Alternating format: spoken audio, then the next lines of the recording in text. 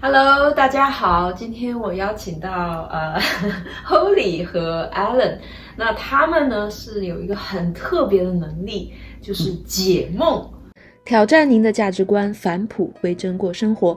欢迎收看《10万个为什么》，我是你的好朋友路德。在节目一开始，提醒大家订阅我的频道，并打开小铃铛，千万不要错过每周五的精彩节目哦。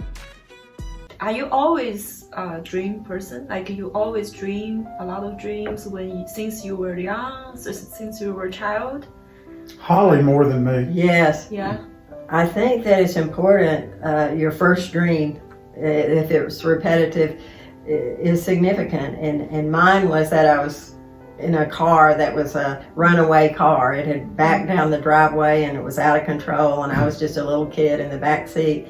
And so it gives you a lot of hints. If I'd known how to interpret dreams then, that, I felt abandoned, I felt out of control. And these were a lot of things I needed to learn in my life, of making boundaries, of helping people not to run away with my life. And eventually, over the years, as I grew spiritually, I would have a sequence of dreams that I would come from the back seat to the passenger side, finally come and stop the car, and then finally take over the driver's wheel, where I would go to my own destiny. Yeah, so God teach you Yes. dreams, right? Yes. Yes, wow. How did you start? How did you discover that you have this gift? Yeah, so we went in counseling, and our counselor began to ask us about the dreams. We saw him for 40 consecutive weeks, 10 months. And he asked us to bring our dreams. We thought, what for? And then he began to interpret them. He was a licensed degree counselor. And we began to realize, they have significance. And so that spawned us. That was in 89. And that began our journey of, we need to learn how to do this. And the first dream I brought to the counseling was that I realized that I was competing with my sister for my parents' attention, sibling rivalry. But I had a dream that my sister and I were giving a gift to our mother, and her gift was this perfect vase, and mine was a cracked pot. And of course I didn't like that, because I always felt inadequate as it was. But he said, this was two sides of your mother. The one side is the achieving, perfect side that Jill represented, and the other side was flawed humanity that we all represent. And I did not know at the time that, broken might be good, but I didn't know that. And then a couple of weeks later, I went to a Big Sisters benefit, and of all things, they had prizes at the front of the room, and my ticket drew the exact picture I'd had in the dream. It was a cracked pot, and it was a $1,000 painting that was confirming to me and set me on a trail to find out what does broken mean, and the characters in the Bible that compared with each other. Because you feel like God speaks to you through those dreams, and once you understand those dreams, and your problem has been solved, right? Yes. And so that's the beginning of your journey. And that's how many years ago? 1989, so a long time ago. Wow. But it was, we realized that those dreams provided some insight into what was going on. So, And would tell us that we needed to reconcile with people, or make amends if they had offended us. Yeah. That kind of thing. Yeah, because you have benefit from that, so you want to do the same to others. So that's how you start this ministry? yeah, and then what happened is we became part of a home group in the late 80s, and everybody in there was dreaming. It was a big home group that Holly and I led, and we all began to realize, we want to try to figure out what these things mean. So we had to look at the Bible, and that's where we began our journey. And you helped a lot of people, and you heard a lot of dreams. Lots right? and lots of Lots of dreams. Right, thousands and thousands, yeah. So, according to your experience, do you think there are some categories of dreams? Yeah, generally speaking, and we talked about this, you and I talked about this earlier as part of Chinese culture. Yeah. But there's a scripture that says, as a dream comes when there are many cares, so the speech of a fool when there are many words. And so it seems to be, it's that most dreams, 90% of them probably, are the overflow of your day, the issues and challenges and things that produce anxiety in you, and you're reprocessing those things at night in your sleep. Yeah. And then there are other Prophetic dreams dreams. where you have a dream like you specifically asked me about demonic dreams, and there are those dreams that seem to be harassing. There's fear, there's intimidation. Those things can be helpful in the sense that you're seeing a scheme of the enemy being perpetrated against you. There are prophetic dreams. I think they're actually pretty rare, where you're foreseeing events that are going to happen in the future. And I think the most accurate prophetic dreams normally are about your own life. I think the demonic dreams can be useful for you to pray against you getting to see the scheme of the enemy. Yeah. So in the Bible, you see with both Joseph and Daniel that Pharaoh had dreams that were not initially very encouraging about the famine that was approaching to the land of Egypt, and Nebuchadnezzar about his own, where the tree was being cut down in Daniel 4, and he was about to go to 7 years of wandering the field like an animal. So those initially you might think, well, they're not from God because they're negative. But they actually both were from God, and he was just saying difficult times are coming. So those are real, and they're best. Your dream interpretation is best done in the company of a number of people. So Yeah.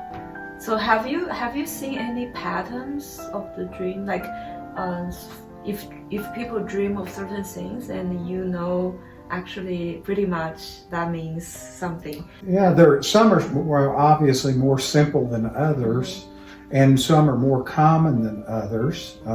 But there are a number of dream symbols which we've outlined on various things we've printed.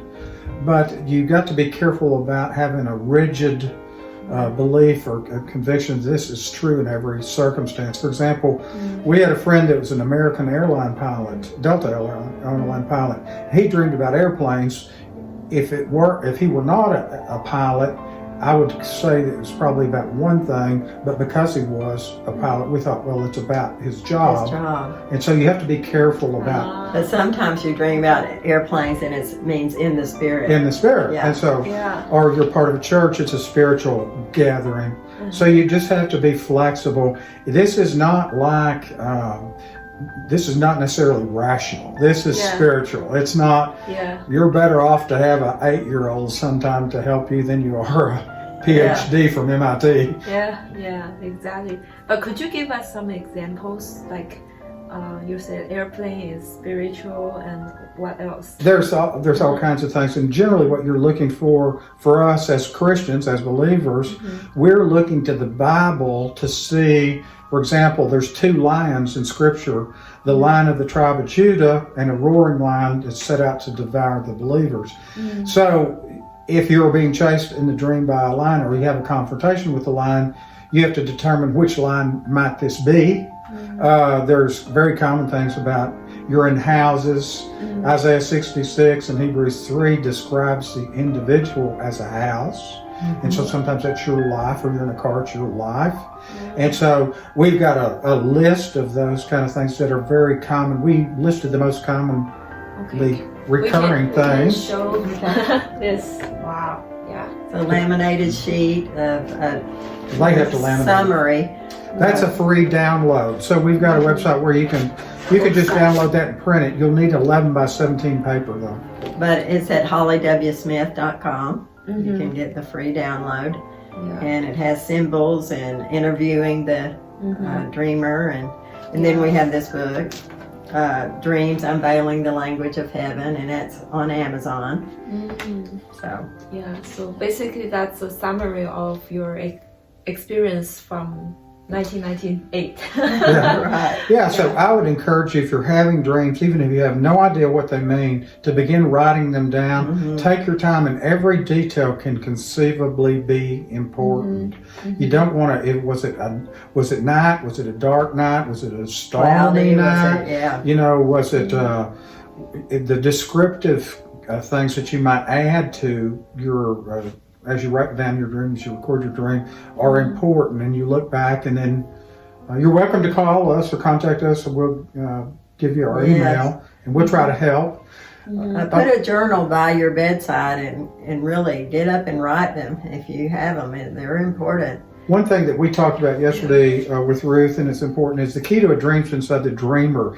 It's not inside the interpreter. That dream was given to you, it wasn't given to me. And so we have to, our process, our idea, Holly's and I, is to help you discover what God is saying, as opposed, he's saying it to you, he's not saying it to us. In your situation. Yeah, so we're just life, trying to yeah. facilitate an understanding. We're not dream gurus. It depends a lot on what's happening in your life. It Yes. depends on what's happening in your life. Yeah, exactly. Yeah, so we will put the website as well as those resources under this video. So if you are interested, you can click on and find more details. In the end, I would love you to share one specific dream that you had, and you can. Would you like me to tell my son's dream? Yes, I would love, because I heard earlier there's some story, and I feel, wow, this is so powerful, and you need to share this. Yeah, I'll just repeat it. He's not here to tell you the story. So our son's now 38, and he fought a chronic digestive disorder for about 15 or 20 years. And we went to every doctor conceivable. He was scoped, he had MRIs, all the traditional medical solutions we pursued. Nobody had any idea what was wrong. He looked to be perfectly normal and healthy. He's a big, healthy guy. He's a personal trainer. And so it's very deceiving. But we thought it was a demonic attack. And all these years. And so in the process of the delay, our son he had wandered from God somewhat, and he had Opened some doors. He had opened some doors. He had to reconsecrate himself. We don't know that there was a trauma that initially started this thing, but that would be his story to tell, not mine. And at the beginning, and that's how it's common, is trauma brings some sort of long-term illness. In any event, he came down to a point where he was totally willing to do whatever because he knew there was no other solution. Had fought this thing for, I think it was 19 years, if I remember. And so he had met with somebody, and they said, you need to get baptized again. His mother and I baptized him on a Sunday. Monday and Tuesday, he had the two worst days of discomfort that he'd had in all that time. He said it's horrible. And then Wednesday, he said he could feel something moving internally. He said he kept telling us, I can feel something moving. Thursday, that night, he had a dream, and this was the point of this conversation. Yeah. The dream was he's looking at himself, and then he is in these three settings. And bubbles. And each of these settings has a caption in a balloon, like you'd see in a newspaper, above him. And the first setting was he was there, and you could tell what he's thinking. It was saying, this is going to get worse. My health issues are going to deteriorate. The second one was, this is never going to change. It's going to remain exactly the same. And the third one was, I'm healed. I'm better now. And at that point in the dream, he didn't see him. He heard what he thought was the voice of Jesus. And he said, Trav, this is so easy for me. This is so easy for me, Trav. But you're going to have to choose which one of those three outlooks that you're going to believe. And move forward. And so he said, it so impacted me. He said, I'm ready. I'm healed. He woke up that day, came in and told us that. At noon, he said, I'm healed.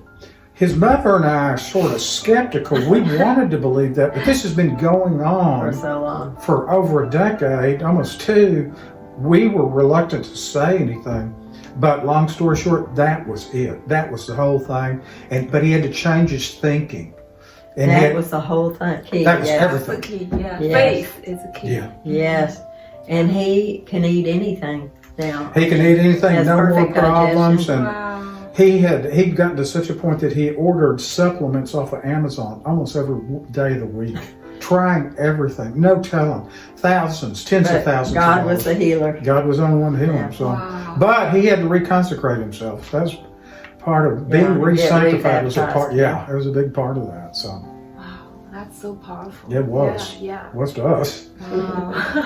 Yeah, Thank we're you happy. so much for You're sharing welcome. those stories Yeah, and your mhm. experience. Yeah, I'm sure that right now we are talking about the return of Jesus Christ. Right. And according to the Bible, according to the Old Testament. Yeah, Joel 2:28. Mhm. And so one group would dream and one group would have God would visions. pour out His Spirit can't on all remember. flesh. Yeah, pour out Yeah. His Spirit on all Sons and flesh. daughters. will And it's something we prophesy. definitely Yeah. see. They're just everywhere right now. Yeah, so if you have a dream and you really, I really think God might speak to you through those dreams. So I encourage you to really look after the information and to pray to God and to seek the understanding.